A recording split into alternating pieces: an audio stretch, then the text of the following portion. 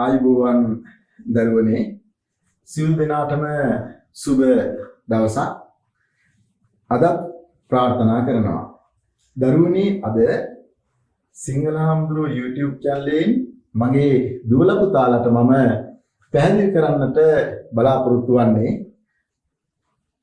උසස් පෙළ විභාගයට නියමිත කෙටි කතාවක් නූතන කෙටි කතා සංග්‍රහයේ එන උසස් පෙළට නියමිත කෙටි කතාවක් අද දරුවන්ගේ අවධානයට යොමු කරන්නට මම බලාපොරොත්තු වෙනවා. දරුවනේ කෙටි කතාව කියන්නේ කුමක්ද යන්නේ අපි මේ වෙනකොට තේරුම් අරගෙන ඉන්නේ. කෙටි කතාවක් කියලා කියන්නේ මේ පුජ්‍යල සමාජයත් එක්ක එකට ගෙතුන එකට බැඳුන මේ පරිසරයත් එක්ක ගෙතුන කතා කලාවක් තමයි කෙටි කතාව කියලා කියන්නේ.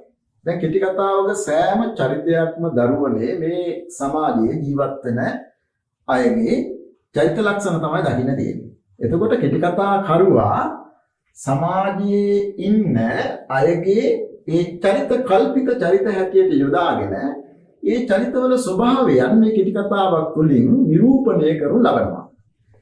ඒ නිසා අද කතා කරන රසවත්ම කෙටි කතාවක් තමයි ඔබට නියමිත කෙටි කතා මාලාවේ ඇතුළත් කෙටි කතා සංග්‍රහයේ ඇතුළත් ඒ කෙටි කතාවක් තමයි වෙසක් පාන කෙටි කතාව. බලන්න දරන්නේ වෙසක් පාන. වෙසක් පාන.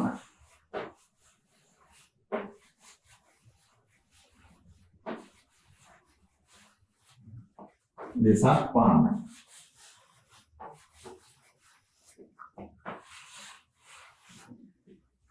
මේ රචනා කරනු ලබන්නේ ජී.බී. සේනානායක මහතා විසින්. කවුද? ජී.බී. සේනානායක. එහෙමනම් ජී.බී. සේනානායකයන්ගේ ජී.බී. සේනානායක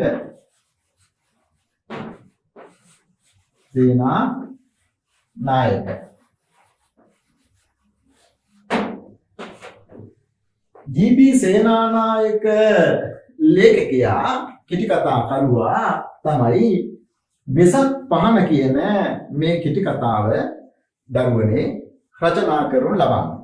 අපි දන්නවා වෙසක් පහන කියන මේ කෙටි කතාව දුප්පතුන් නැති ලෝකයේ 1945 දුප්පතුන් නැති ලෝකයේ නැමැති කෙටි කතා සංග්‍රහයෙන් තමයි වෙසක් පහන කියන කෙටි කතාව එහෙමනම් අරගෙන තියෙන්නේ.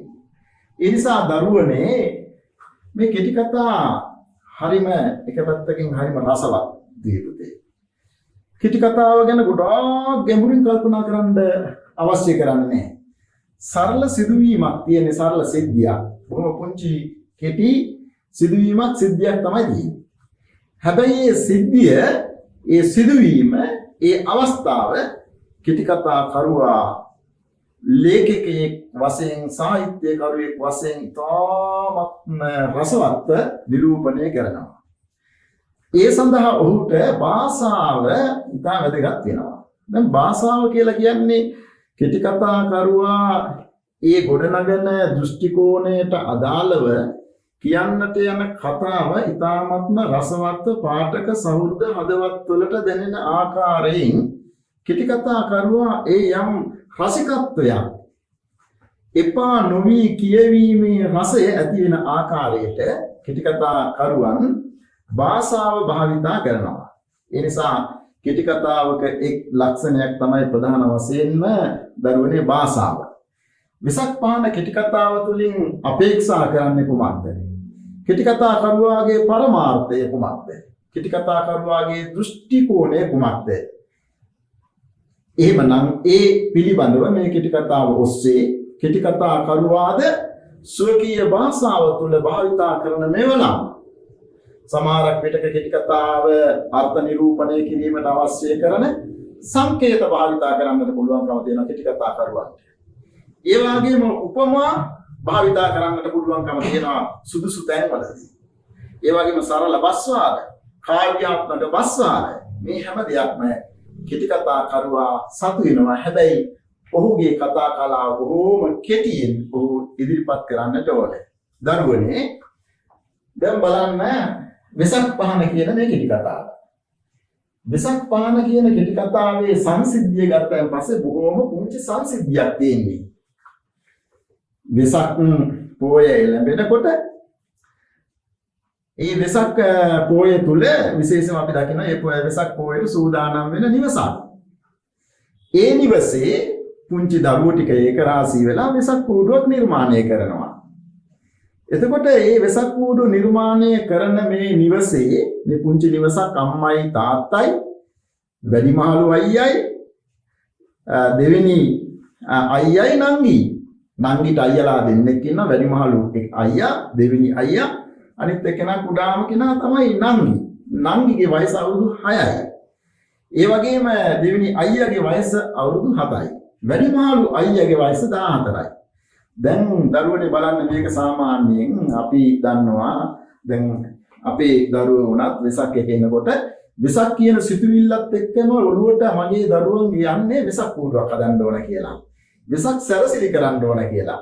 ඒ නිසා අපේ දරුවෝ ගොඩාක් වෙසක් පොහොය එනකොට මහා ආසාවකින් ඒ වගේම බුදු බැතියකින් යුක්තව කටයුතු සිදු කරනවා.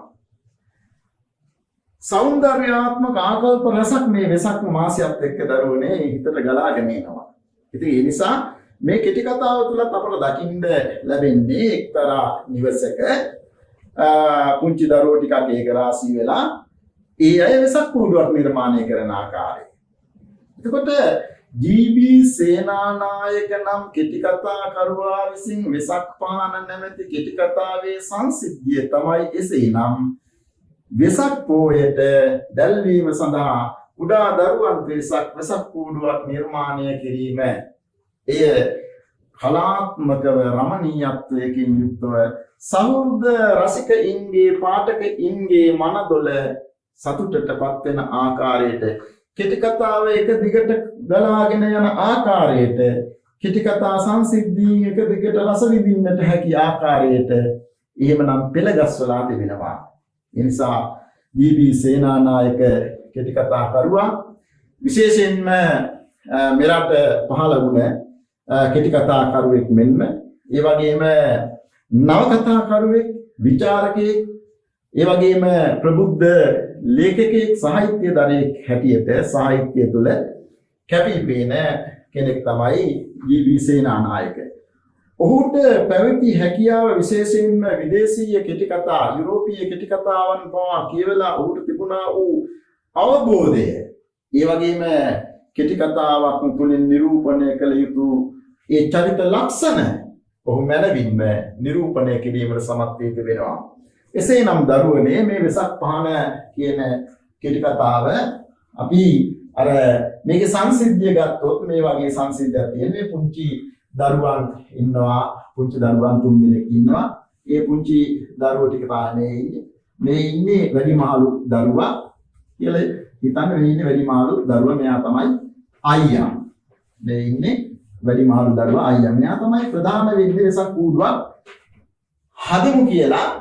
එහෙමනම් තමන්ගේ මල්ලි නංගි දෙන්න සම්බන්ධ කරගන්නේ මේ අයියා. අයියා තමයි එන්නම් මෙතන ප්‍රධාන. ඊට පස්සේ ඉන්නවා දෙවනුවට ඉන්නවා ඊළඟ අයියා තමයි මේ ඉන්නේ ඔව්. මේ ඉන්නේ අයියා. දැන් බලන්න දරුවනේ මේ ඉන්නේ ඊළඟට ඉන්න අයියා. මේ පුංචි දරුවෝ ටිකක් තමයි ඉන්නේ. මේ ඉන්නේ දරුවෝ ටික. ඊට පස්සේ නංගිත් ඉන්නවා. නංගිගේ වයස අවුරුදු 6යි. මේ ඉන්නේ ඒ නංගි. මේ බලන්න මෙතන මම අපේ සරලව මේක තේරුම් ගන්න ඕන නිසා මගේ දරුවන්ට මම මේ විදිහට පැහැදිලි කරලා මේ ඉන්නේ නංගි තමයි මේ ඉන්නේ. එතකොට මේ දරුවෝ ටික තමයි මේ වෙසක් කූඩුව දැන් වෙසක් කූඩුවක් තමයි නිර්මාණය කරන්නේ. ඒක මේ විදිහට ලස්සනට සකස් කරන වෙසක් කූඩුවක් මේ විදිහට නිර්මාණය කරන්න දැන් සූදානම් වෙනවා. එතකොට මේක තමයි සංසිද්ධිය. මේ වෙසක් කූඩුවක් එහෙමනම් සකස් කරන එක වෙසක් පහන. එසේනම් පොයට දැල්වීම සඳහා පන්සලේ එළඹෙන පොයට දැන් සූදානම් වෙසක් පහනක් නිර්මාණය කිරීම සඳහා කෙටි කතා කරුවා මේ කෙටි කතාව තුලින් වඩාත්ම නිරූපණය කරන්නේ පුංචි දරුවන්ගේ සිත ගියාවන් පිළිබඳව. එයාගේ මනෝභාවයන් පිළිබඳව දරුවනේ වැඩිහිටියන්ට වගේ නොවේ. පුංචි දරුවන්ගේ ආකල්ප ගත්තයින් පස්සේ සිතිවිලියන් ගත්තයින් පස්සේ ඒ පුංචි දරුවන්ටම වෙන්න වූ ලෝකයක් තියෙනවා. ඔවුන් සිතන ක්‍රමයක් තියෙනවා. වැඩිහිටියන් මෙන් නොව ඔවුන් කටයුතු සිද්ධ කරන්නේ. ඔවුන් හිතන්නේ ලෙස නොව. ඒ නිසා එක පැත්තකින් ජී.බී. සේනානායක මහත්මයාට මේ ළමා ලෝකයේ පවතින දරුවන්ගේ සිත ගියාවන් පිළිබඳව එහෙමනම් විග්‍රහ කරන්නට විස්තර කරන්නට ජී.බී. සේනානායක සමත් වී තිබෙනවා. අපි බලමු වෙසක් පහන කෙටි කතාව අරගෙන දරුවනේ මේක සංසිද්ධීන් ටිකක් මම මේ විදිහට කියවෙනවා. දැන් බලන්න. එතකොට දැන් අවස්ථාව තමයි පුංචි දරුවෝ පිරිසක් එහෙමනම් ඔන්න ඔය විදිහට වෙසක් පහනක් නිර්මාණය කරන එක. දැන් අයියා තමයි මේකට මුල් වෙන්නේ. අයියා කුමක්ද කරන්නේ? අයියා එහෙමනම් උණ පතුරක් එම අරගෙන ඒ උණ පතුරු එකින් එක ඒව පළල ඒව සුද්ධ කරනවා. එහෙම සුද්ධ කරනකොට බලන්න ඔහුගේ බාල මල්ලි එක පැත්තකින් ඉන්නවා, නංගි තව පැත්තකින් ඉන්නවා. එතකොට නංගි මල්ලි ළඟ ඉන්නවා. නංගි මල්ලි කුමක්ද කරන්නේ? අර සුද්ධ කරන උණ පතුරු එකින් එක අරගෙන මල්ලි මොකද කරන්නේ? මල්ලි ටිකක් තන්නේ. මල්ලි ටිකක් චණ්ඩි බවක් පේනවා. මල්ලි ටිකක් හිතුවක්කාරයි. මල්ලි ටිකක් කියන දේ නහන ස්වභාවයක් අපිට මේකේ කතාව තුළ දකින්න තියෙනවා. ටිකක් දඩබ්බරකමක් වගේ මේකේ කතාව තුළ දකින්න තියෙනවා. මල්ලි කොහොමද කරන්නේ? නංගි යා පැත්තෙන් ඉන්නකොට නංගි ගණේ කියලා. එහෙමනම් අයියා සුද්ධ කරලා තියෙන උණ පතුරු අරගෙන මල්ලි හංග ගන්නවා. දැන් නංගි ළඟ ඉන්නවා. නංගි බලාගෙන ඉන්නේ. නංගි දකින්නවා තමන්ගේ අයියා කරන දේ. නංගි මොකද කරන්නේ? මේක තමයි ළමා ලෝකයේ ස්වභාවය. අයියා ටිකක් එහෙම වෙනකන් එහෙම බරණතෙක් ඉඳලා එකපාරම අරමුණ පතුරු අරගෙන නංගි තමන්ගේ දෙදෙන අතරින් එහෙමනම් සංගවාගෙන තමන්ගේ අදගෙන ඉන්න ගවුමින් ඒ උණ පතුරු වසා ගන්නවා අයියා දකින්නට පෙර. දැන් බලන්න මේක තමයි ස්වභාවය. ගෙදරක පුංචි දූ දරුවෝ මේ වගේ ක්‍රියාකාරකම් කරනවා. මේවා එක පැත්තකින් හරි සෙල්ලක්කාරයි. ඒ ළමා ලෝකයේ ස්වභාවය. නංගි එහෙම සංගවා ගත්තට පස්සේ අයියා කුමක්ද කරන්නේ? අර සංගවා ගත්ත උණ පතුරු ටික ආපහු ගන්නවා. නංගිට දැන් මොකද්ද වෙන්නේ? නංගිට කේන්ති යනවා. බලන්න දරුවන්ගේ ස්වභාවය. නංගිට කේන්ති ගිහිල්ලා නංගි එහෙමනම් පිටපසින් ඇවිල්ලා අයියට වැරෙන් පහරක් එල්ල කරනවා. දරුවනේ මේ දරුවන්ගේ ස්වභාවය ළමා ලෝකයේ ස්වභාවය ජී.බී. සේනානායක මහත්මයා කොච්චර ලස්සනට ඉදිරිපත් කරනවද? කෙටි කතා කරුවා ඒ පාර දෙන අවස්ථාව නිරූපණය කරන්නේ මෙන්න මේ අයුරින්. ඈ තමා ඉඳ සිටි තනින් නැගිට මා පිටුපසට આવුත් මගේ හිසට දැඩිසේ පහරක් ගසා ගෙට දිව ගියාය. දැන් බලන්න නංගි පිටුපසින් ඇවිල්ලා වැරෙන් පහරක් ගහලා ගෙට දුවගෙන යනවා. ඊට පස්සේ කෙටි කතා කරුවා කියනවා අම්මා මට බැන ඇය සනසනු මට ඇසින. ගෙදරක ස්වභාවය. අම්මලා නම් චූටි දරුවෝ ටික තමන්ගේ දූ දරුවෝ ටික ඔය විදිහට පොඩි දේවල් වලට මනුස්සාවල් කරනකොට සමහරක් විටක අඬන දරුවා ගෙදරට තමන් ළඟට එන දරුවා සනසනවා. කලාත්මක රසවත් මේ කෙටි කතාවේ අවස්ථා ජී.බී. සේනානායක මහත්මයා නිරූපණය කරන ආකාරය හරිම රසවත්. ඒ වගේම තවත් අවස්ථාවක දැන් අයියා තමයි ප්‍රධාන වෙලා මේ ගෙදර තියාගෙන බිම තියාගෙන පැදුරක් එම එලලා ඒ මත ඉඳගෙන මේ දැන් වෙසක් කූඩුවේ කූඩු බඳිනවා අයියා. ඒ කූඩු බඳින එක් අවස්ථාවක මේ නංගි අයියයි දෙන්න තමන්ගේ කූඩු හදන අයියට උදව් කරනවා. විශේෂයෙන්ම අයියා තමන්ගේ වැඩ කටයුතු කරගෙන ගියා නංගි මල්ලි බොහොම ආසාවෙන් නොයිසිල්ලෙන් මේ කූඩුව නිර්මාණය කරන තෙක් මොහොන්ට තියෙන මහත් වූ ආසාවක්. ඒ මහා ආසාවෙන් ඒ ආසාව ඉෂ්ට සිද්ධ කරගන්න ඒ තරම් පිරුණු ආසාවකින් නංගි මල්ලි දෙන්නත් ඉඳගෙන මේ වෙසක් කූඩුවට අවශ්‍ය කරන බීක්කු පටි සකස් කරන්න සූදානම් වෙනවා. ඒ නිසා කෑලි කෑලි වලට එය කපලා තව තවත් වෙසක් කූඩුව අලංකාර කරන්න නංගි මල්ලි දෙන්නත් මේ බීක්කු සෑදීම සඳහා සූදානම් වෙනවා. එහෙම සූදානම් වෙන මොහොතේ ඒ බීක්කු පටි සාද ඉන්න මේ අවස්ථාව තුළ නංගි ගේ ඇතුළට ගිහිල්ලා ලස්සනට නාලා හොඳ ලස්සන ඇඳුමක් ඇඳගෙන ඒ වගේම පුයරු ආදිය මුහුණට දාගෙන දැන් අයියා ළඟට එනකොට අයියට පොඩි ඊර්ෂ්‍යාවක් ඇති වෙනවා. පොඩි කෝපයක් ඇති වෙනවා. ගෙවල් වල දරුවනේ අයියා නංගි මල්ලි මේ වගේ පුංචි පුංචි ගැටලු ඇති වෙනවා. මේවා මේ අවශ්‍යතාවයක් මතම පදනම් කරගෙන ගොඩනැගෙන දේවල් නෙවෙයි. ඒක තමයි දරුවන්ගේ ස්වභාවය. පුංචි පුංචි අමනාපකම් තල අමනාපකම් ඇති වෙනවා. සමහරක් විට ගා ගන්නවා. සමහරක් විට බැන ගන්නවා. සමහරක් මරා ගන්න හදනවා. හැබැයි ළමා ලෝකේ ස්වභාවය ඒ නිසා දරුවෝ ගොඩාක් දුරට මේ වෛරය කියන එක ඉදිරියට ඉස්සරහට අරගෙන යන ආය නෙවෙයි. එයාට පුංචි මතකයක් විතර ඒ වෙලාවට පමණයි. ගාගත්තත් ඒ වෙලාවට විතරයි. බැනගත්තත් ඒ වෙලාවට විතරයි.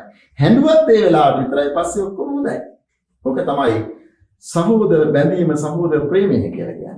එතකොට දැන් නංගි නාලා එනකොට බිම වඩලා ඉන්න අයියා දකින්නවා හොඳට නාලා මූණ සෙන් පවුඩර් දාලා ලස්සනට ඇඳගෙන එනකොට ඊර්ෂ්‍යාවක් ඇති වෙනවා. කෝපයක් ඇති වෙනවා. ඒ කෝපේ ඊර්ෂ්‍යාව උ පෙන්නනවා නංගිට.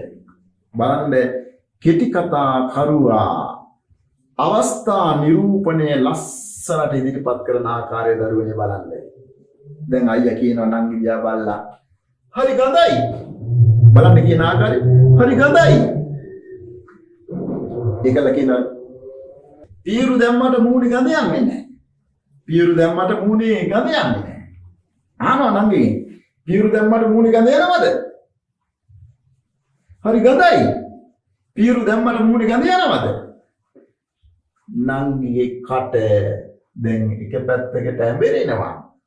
අයියා මෙහෙම කියනකොට බලන්න ගෙදරක ස්වභාවය කිටි කතා කරුවා කලාත්මකව නිරූපණය කරන ආකාරය. නංගිගේ කට දිහා බලාගෙන ඉඳලා අයියා දැන් ආයෙම තවත් නංගි උපහාසයට ලක් කරනවා.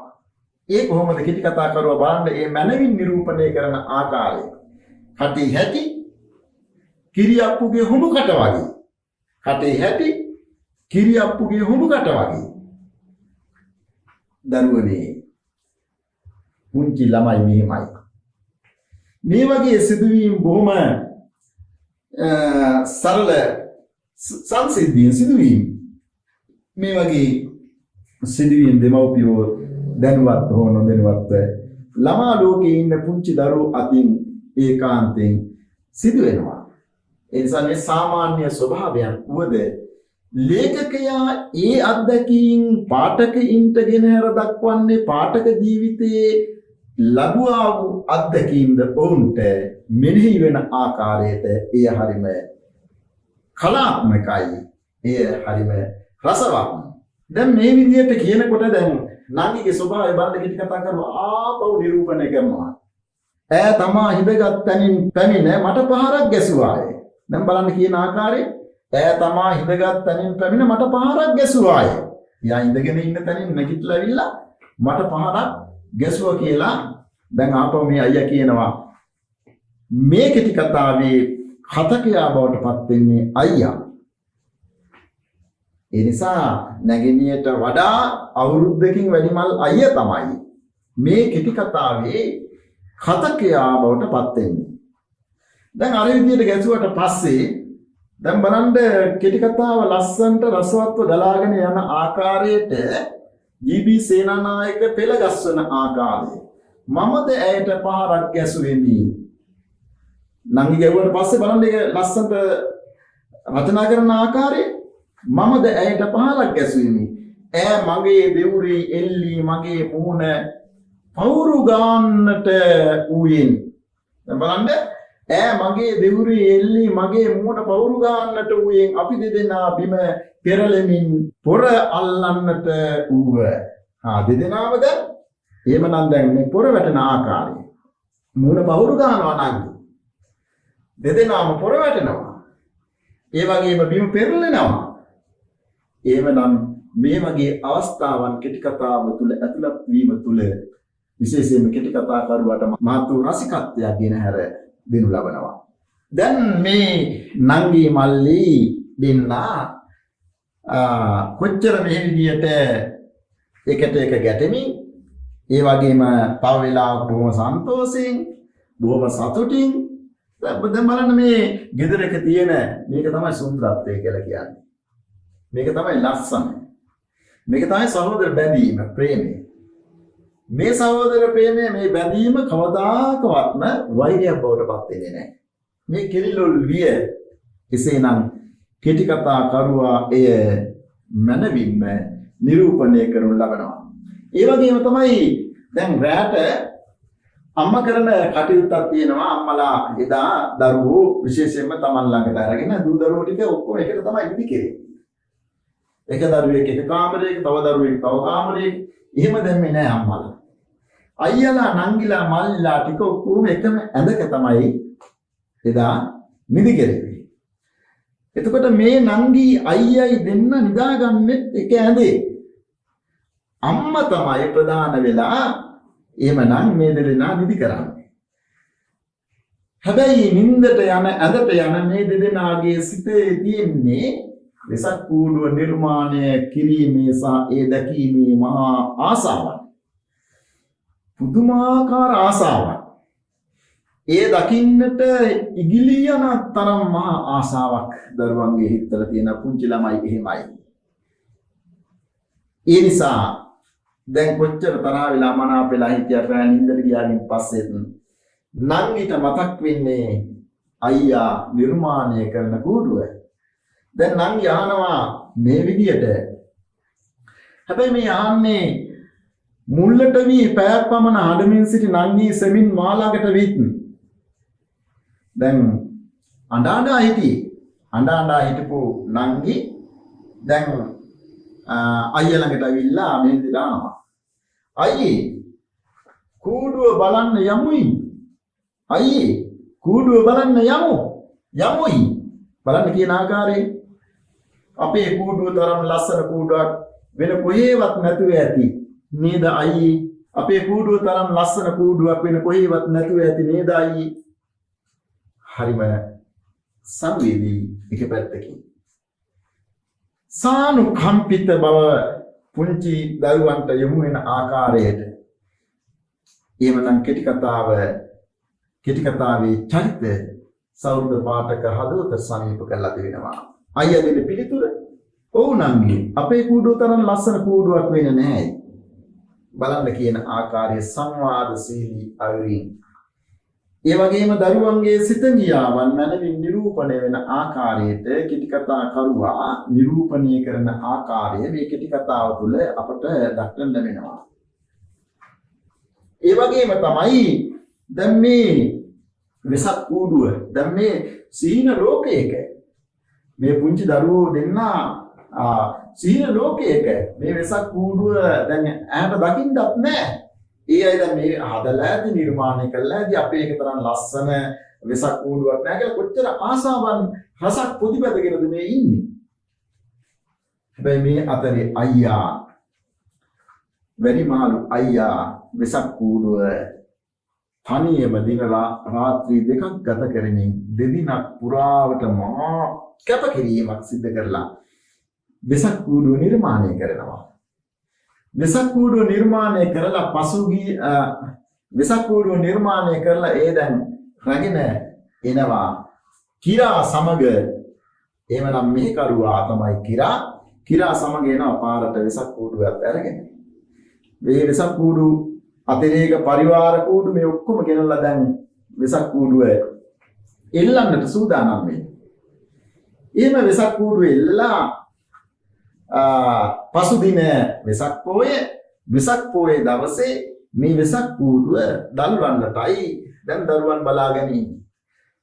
උදේ පාන්දර වෙනකොට දරුවන්ට විහාරස්ථානයේ පන්සලේ ඝන්ටාර නාදය ඇසෙනවා. ඔවුන්ට ඒ ඝන්ටාර නාදයත් එක්ක ඔවුන්ගේ ප්‍රබෝධාත්මක සිතුවිලි තව තවත් අවදි වෙලා ඔවුන් ඉතා ඉක්මනින් යන්නේ පෙර දින එල්ලන ලද වෙසක් කූඩුව ළඟට. ඒ වගේම මේ වෙසක් කූඩුව දල්වන්නට ඔවුන් බලාගෙන ඉන්නේ නොවිසිල්ලෙන්.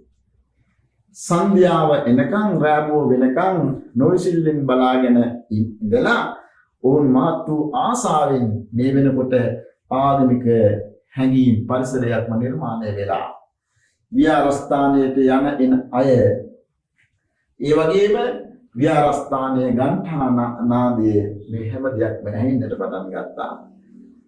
ඒ නිසා අයියා දැන් කුමක්ද කරන්නේ? අයියා දැන් සන්ධ්‍යාව එනකොට කිරස් සමග දැන් සූදානම් වෙසක් කූඩුව දැල්වීම සඳහා. මල්ලි නංගි දෙන්නත් මේ ස්ථානයට පැමිණ සිටිනවා. මෙහෙම වෙසක් කූඩුවේ කූඩු අයියා දල්වනකොට මල්ලිටත් හිතෙනවා දැන් මල්ලි හරිම නොවිසිලිමත්. මල්ලිගේ ආසාවන් මල්ලිට පාලනය කරගන්න නොහැකි තරමේ ආසාවන් ගොඩක් ඔහුගේ සිත් තුළ තියෙනවා. අයියා දල්වනකොට මල්ලිටත් හිතෙනවා මමත් එක් කූඩුවක් දල්වන්න ඕන කියලා. දරුවන්ගේ සාමාන්‍ය ස්වභාවය. එහෙමනම් මල්ලි එක කූඩුවක් දල්වනවා. ඒ කූඩුව දල්වාට පස්සේ හිතෙනවා තවත් එක් කූඩුවක් දල්වන්න ඕන කියලා තවත් කූඩුවක් දල්වනවා. අන්න එහෙම දල්වනකොට මේ කූඩුවේ එහෙමනම් මේ කුඩා තවත් කූඩුවේ එන කූඩු වලට ගිනිය විදිනවා. එහෙම ගිනිය විලෙන්න ගත්තයින් පස්සේ මල්ලි කෑ ගහනවත් එක්කම අයියා ඇවිල්ලා අයියා මේ ගිනි නිවන්න හදනවා කූඩුවේ ඇවිලුද? කුමක්ද වෙන්නේ? අයියට නිවන්න හැකියාවක් ලැබෙන්නේ නැහැ. පොල්ලත්තක් අරගෙන ඒ පොල්ලත්තේ ආධාරයෙන් නිවන්න හදනකොට හැබැයි නිවන්නට ලැබෙන්නේ නැහැ.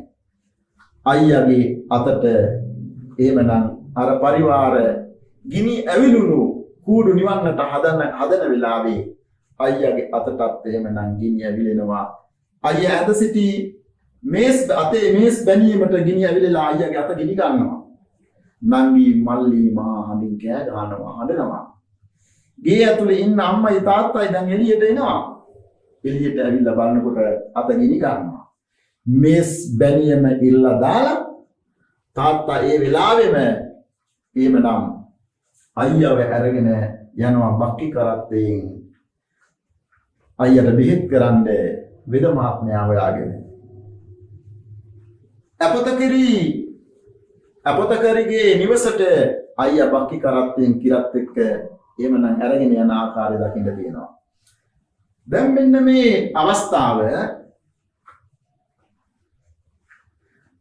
මේ අවස්ථාව තුල මල්ලිට මහා දරාගත නොහැකි කනගාටුවක් දුකක් ඇති වෙනවා. මම නිසා තමයි අයියාගේ අතට ගිනි ඇවිලුනේ. දැන් ඔහු හිතන්නේ එහෙමයි. ඒ නිසා ඔහුට ශෝකයේ දුක ඇති වුණා.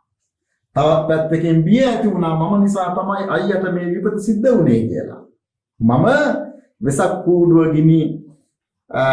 වෙසක් කූඩුව දැල්වීමට ගිය නිසා තමයි අයියට මේ විපත සිදු වුනේ කියලා හිතන මල්ලි දැන් ගොඩාක් දුකටපත් වෙලා මේ පුංචි ළමයිගේ ස්වභාවය. ඒ නිසා මේ පුංචි දරුවට දැනෙන ආකාරය හැඟෙන ආකාරය කෙටි කතා කරුවා මනමින්ම නිරූපණය කරනවා. ඒ කොහොමද දැනෙන්නේ? දැන් කෙටි කතා කරුවා මේ මෙලෙස තමයි දක්වන්නේ. අත පිලිස්සීම නිසා අයියා මේ යා හැකි මා තුළ බියක්ද ශෝකයක්ද ඇතිවිය. දැන් අත පිලිස්සීම නිසා අයියා මිය යා හැකි මා තුළ බියක්ද ශෝකයක්ද ඇතිවිය. බිය ශෝකේ ඇති වුණා. ගිනි ඇවුරුනේ මා අතින් බව සිහිවීම මගේ ශෝකය තවත් වැඩි වීමට හේතු විය. මම නිසා තමයි අයියට මේ කරදරේ ඇති වුනේ කියලා තවත් බිය ශෝකය බහුල වුණා. දැන් මේ වෙනකොට අයියා කරත්තෙන් අරගෙන ගියා. එසේ කරත්තෙන් අරගෙන ගිය අයියා පැමිණෙන්නට කාලය පැයකට වඩා නොවන බව දන්නා කතකයා නොත් මේ දරුවා දැන් කල්පනා කරනවා ඇයි අයියා නොෙන්නේ තාමත්? අනේ අයියට විපතක්ද? අනේ අයියට කරදරයක්ද? අයියා මැරිලාද?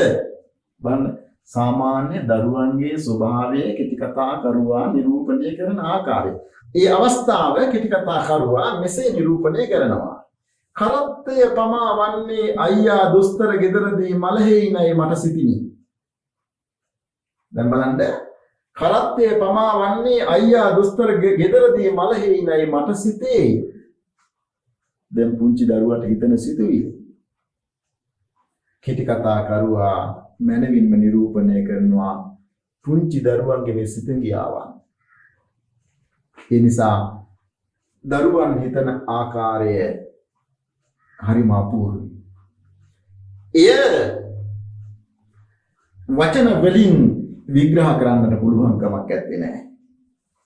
ඒ කෙසේ වුවත් ජී.බී. සේනානායක පුංචි දරුවාගේ සිතුවිලි ඔහුට දැනුණු ශෝකයේ බිය මේ හැම දෙයක්ම කැටි කරගෙන එනම් දරුවා හිතන ආකල්ප ටිකය පුංචි දරුවෙකුගේ සිතේ හටගන්නා ඒ මහා බැලෑරුම්කම් ඒ ආකල්ප කෙටි කතා කරුවා මනවින් නිරූපණය කිරීමට සමත් වී තිබෙනවා. ඒ වගේම තමයි දැන් කරත්තය එනතෙක් තමයි බලාගෙන ඉන්නේ. හැබැයි එහෙම බලාගෙන ඉන්නකොට ටිකක් එහෙම බලාගෙන ඉන්නකොට ගොඩාක් ප්‍රමාද වෙනකොට ආපහු කුතුහලය ඇති වෙනවා. අයියා තාමත් නැත්තේ ඇයි? අයියා මැරිලාද? මේ වගේ සිතුවිලි ඇති වෙනවා ඔහුගේ හිත තුළ. දැන් ටිකක් වෙලා යනකොට දැන් බොහොම කාලය ගත වෙලා දැන් ඇහෙනවා කරත්තය අරගෙන එන ආකාරය. එය කෙටි කතා කරුවා මෙසේ නිරූපණය කරනු ලබනවා. චක් ගොනා කිරා රළු වඩින් හඬගා ගොනාට කෙවිතෙන් පහරක් ගසන ශබ්දයේ ඉක්බිති වැසෙන. දැන් එනවා කිරා රළු හඬින්. කිරා හැබැයි රළු හඬින් තමයි කතා කරන්නේ සංකේතයක්. ඒ සංකේතය රළු හඬින් කියනකොට අර කතක දරුවාට තව තවත් බිය ඇති වෙන රළු හඬින් කතා කරනකොට ගුණාට එහෙමනම් ගුණාට පහර දෙන්නේ කොහොමද? චක් ගුණා චක් ගුණා කිරා රළු හඬින් හඬගා ගුණාට කෙටියෙන් පහරක් ගසන ශබ්දය ඉක්බිති වැසින. එහෙමනම් ටික වෙලාවක් යනකොට දැන් ගුණාට ওই විදියට ගාලා එක් කරගෙන එන හඬ ඇහෙනවා. අයියා මිය යන්නට ඇත යන දිය කරත්තය ලංවත්ම මා තුල දියුණු විය. අයියා මිය යන්නට ඇති කියලා දැන් කරත්තේ එන්නේ හිතනවා අයියා මිය යන්න ඇති කියලා. බලන්න දරුවෙකුගේ ස්වභාවය දරුවෙක් හිතන ක්‍රමේ කොච්චර දුකක් ඇති වෙන්නේ නැද්ද? තමන්ගේ සහෝදරයා මොනතරම් ඔහු සංවේගයටපත් වෙන්නේ නැද්ද?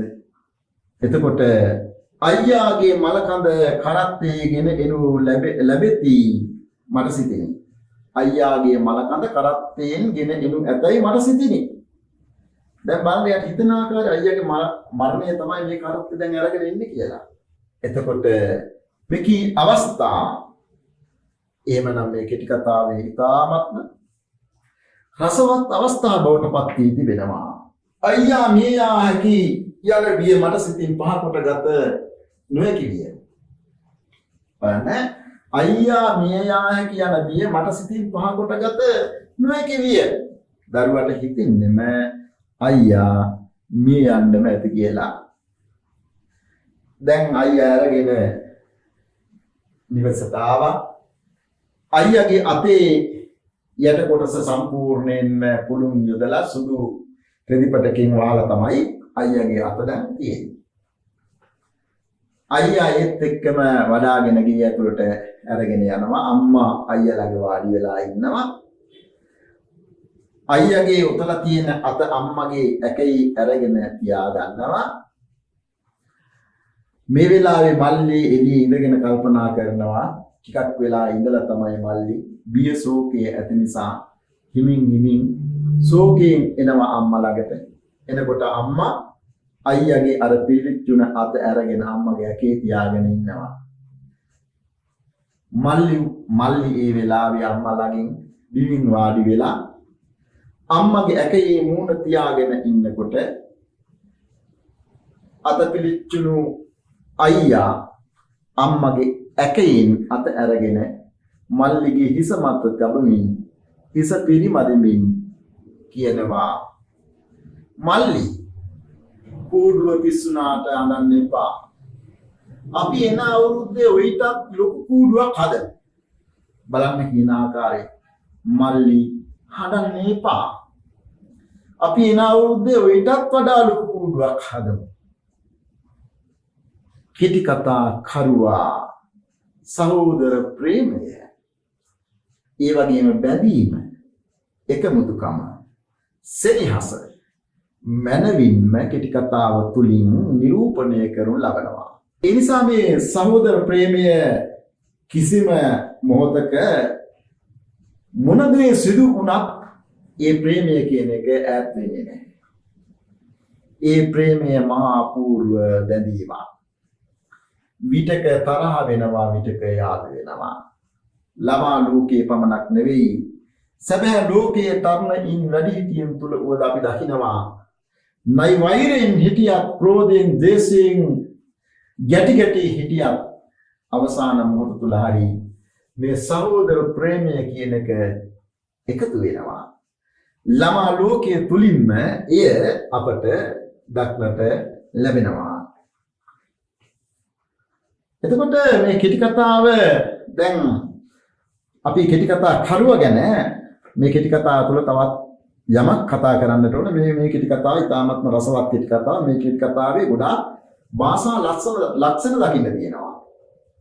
එක පැත්තකින් මට දැනෙනවා කාව්‍යාත්මක ස්වභාවයක් මෙම කෙටි කතාව තුළ.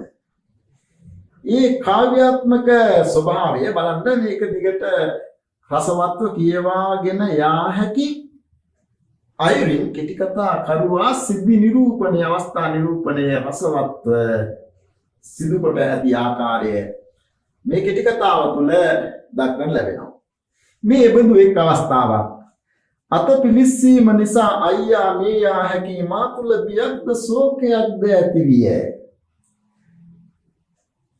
පානට ගිනි ඇවිලුනේ මා අතින් බව සිහිවීම මගේ ශෝකය තවත් වැඩි වීමට හේතු විය.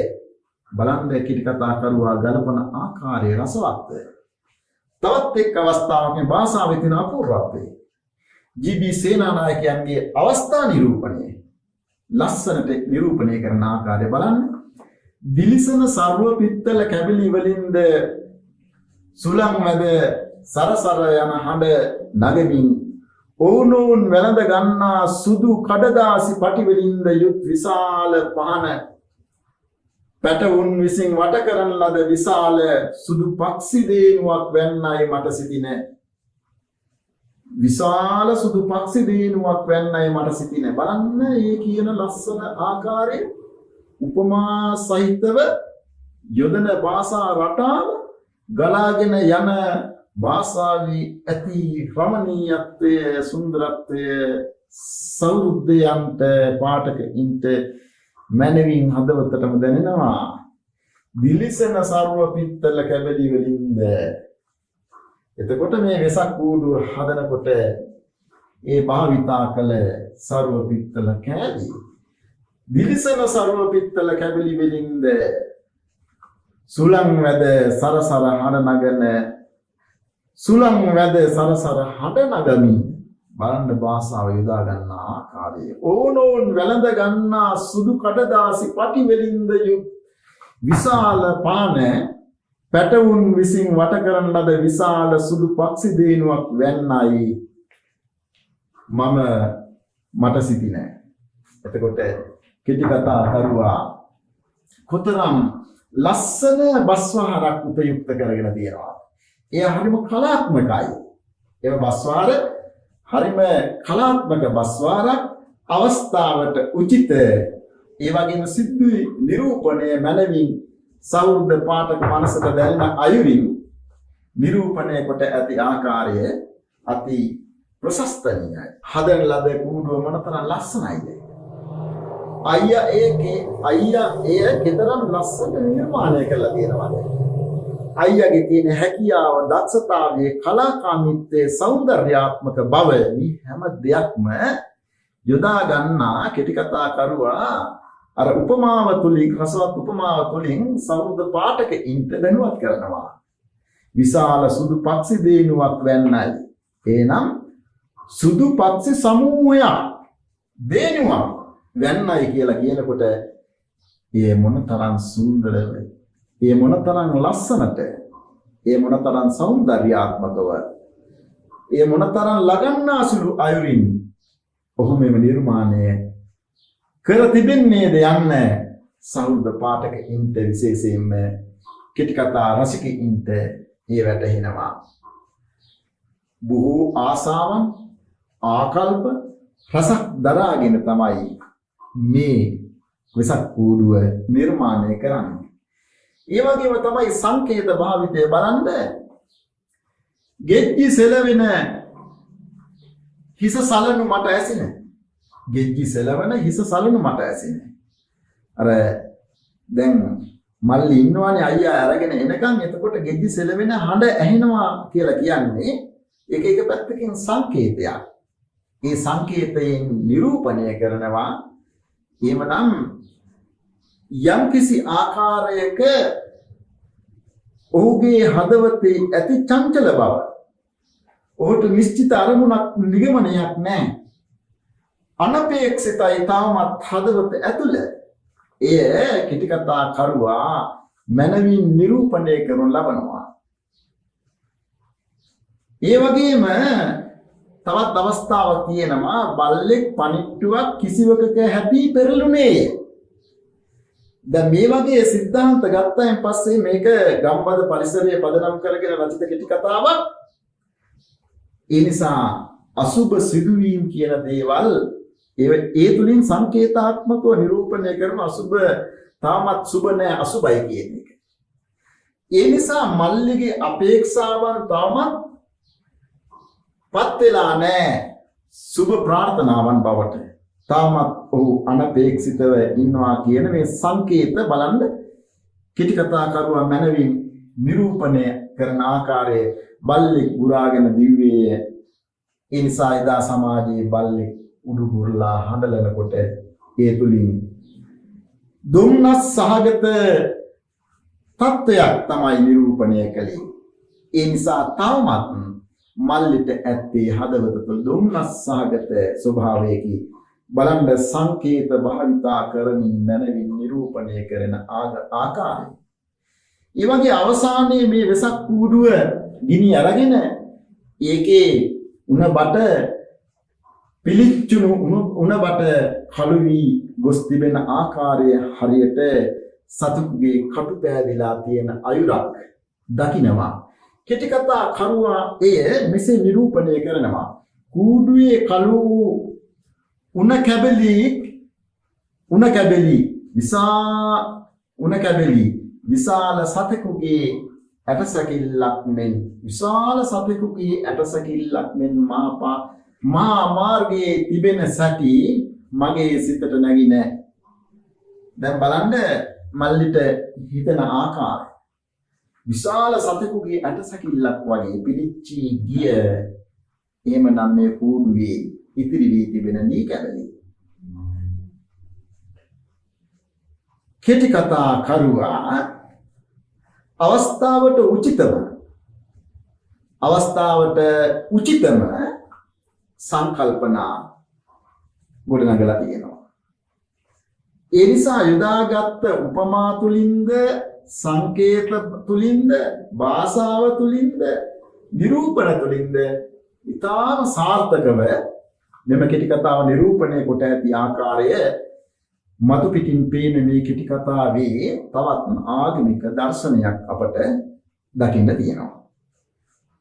දැන් බලන්න ලාභ අලාභ යස අයස නිന്ദා ප්‍රශංසා සැප දුක් මේ සියල්ලම ලැබුණා. මේ වෙසක් කූඩුව නිර්මාණය කරන අයියා මොනතරම් දක්ෂයෙක්ද? හැබැයි නංගිලා රණ්ඩු සරුවල් වෙනකොට ඔහු කෝප වුණේ නැහැ. ඔහුගේ තියෙන නියතමානීත්වය, ඔහුගේ තියෙන පරිණත බව බලන්න, ලැබලා තියෙන ශික්ෂණය, පරිණත භාවයටත් වඩා ලැබලා තියෙන ශික්ෂණය කොච්චර ශික්ෂණයක්ද. පුංචි නංගි මල්ලි රණ්ඩු සරුවල් කරගත්තත් අයියා තමන්ගේ කාර්ය කරගෙන යන්නේ. අයියා තමයි ගෙදර ප්‍රධානියා. ප්‍රධානියාගෙන් එහෙමනම් ලැබෙන බාල දරුවන්ට ලැබුණ ආදර්ශය ඔහු කලබල වෙන්නේ නැහැ. නංගිලා මල්ලා රණ්ඩු සරුවල් වෙනකොට සමහරක් විටක අර කූඩුවේ තියෙන ඒ අලංකාරාත්මක කැබිලි කැඩලා යනවා. හැබැයි ඒත් අයියා ඒව ගණන් ගන්නෑ. අයියාගේ ජීවිතයේ තියෙන ඉවසීම කොච්චර වටිනවද? ලබා දෙන ආදර්ශය, නංගිලාට මල්ලාට ලබා දෙන ආදර්ශය මේ කිටි කතාව තුළින් කොච්චර වටිනවද? ලාභ අලාභ යස අයස නින්දා ප්‍රශංසා සැපදු. දැන් මෙන්න මේ කියන අටලෝ දහම ගැනම නිරූපණය වෙන කිටි කතාවක්. ඒ වගේම අනිත්‍ය తত্ত্বය ලෝකේ කොච්චර ලස්සන සුඳුරු දේවල් තිබුණත් ඒ සියල්ල මොහොතින් විනාශ වෙලා යනවා කියන ආගමික දර්ශනය මෙම කිටි කතාව තුළින් ලබා දෙනවා. ඒ වගේම බෞද්ධ ජීවිතයේ පිළිබඳ මේ බෞද්ධ පවුලක්. ඒ නිසා තමයි කුඩා දරුවන්ට මේ වගේ ලස්සන ආකල්ප නිර්මාණය වුණේ. වෙසක් පොහොය එනකොට වෙසක් සිතුවිලි පිබිදිලා වෙසක් පුඩුවක් නිර්මාණය කරන්න දරුවන්ගේ සිත් පහළ වෙන්නේ ඒ ආගමික පරිසරයක් තිබුණ නිසා. ආගමික පරිසරයක් තුළ ඔවුන්ගේ සුඳුරුකම, ඔවුන්ගේ බැඳියාව, ඔවුන්ගේ එකමුතුකම, ඔවුන්ගේ ලෙන්ගතුකම, ඔවුන්ගේ සෙනෙහස, මේ හැම දෙයක්ම ඇතුළත් රසවත් කිටි කතාවක් හැටියට මේ කිටි කතාව පෙන්වා දිය හැකියි. ඒ නිසා දරුවනේ මම කිටි කතාව තුළ ඔබට උද්දෘත කරන්නට යෙදුන මේ පාඩ හොඳින් අධ්‍යයනය කරන්න. ඒවා ඉගෙන ගන්න. ඒවත් එක්ක තමයි කිටි කතා රස වින්දනය ඔබට කරන්න වෙන්නේ. සාර්ථක කිටි කතාවක් හැටියට ඔබේ පිළිතුර ලියන්න නම් මම මේ කිටි කතාවේ දැන් ඔබ පාඩම් කළ යුතු කොටස් ඔබේ අවධානයට යොමු කළා.